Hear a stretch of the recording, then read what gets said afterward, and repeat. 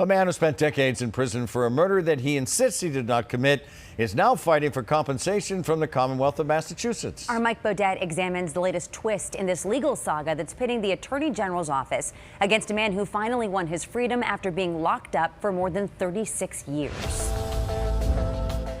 If you're wrongfully convicted of a felony in Massachusetts, you could be eligible for up to $1 million in compensation from the state. But the Attorney General's office is now arguing that even if Fred Weichel isn't a killer, he still doesn't deserve a dime. Fred Weichel became a free man in 2017 after spending more than 3 decades in prison for the 1980 murder of Robert LaMonica in Braintree. The Norfolk County District Attorney, which always maintained Weichel was the killer, declined to prosecute him again after he was granted a new trial because of exculpatory evidence that was never handed over. Weichel has been fighting for compensation from the state ever since. Financial compensation is the absolute minimum that a government can do once they have wrongfully convicted someone.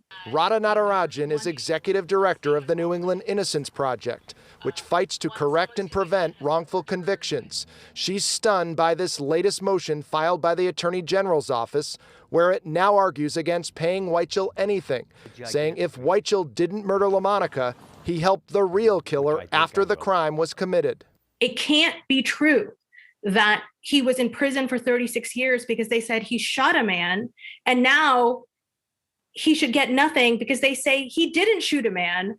And we were wrong about that, but he's probably involved somehow. In a surprising about-face, the state is now claiming the real killer may be this man, Tommy Barrett, who ran away when 5 Investigates tracked him down in South Boston before Weichel was released. Do you think Fred Weichel belongs in prison? Barrett wrote a letter in 1982 to Weichel's mother, confessing he, not Weichel, murdered LaMonica.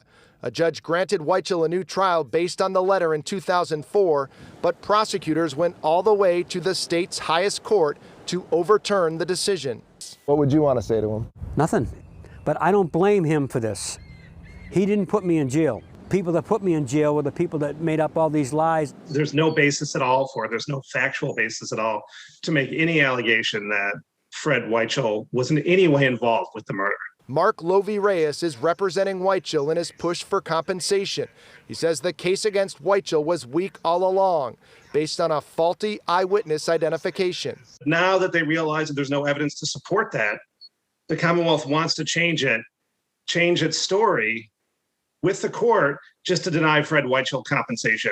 Attorney General Maura Healey wouldn't comment on the pending case, but a spokesperson tells 5 Investigates the office has agreed to dozens of wrongful conviction settlements when the plaintiff's innocence was clear, adding that not every person who has had his or her conviction overturned is actually innocent of the underlying crime and therefore entitled to compensation.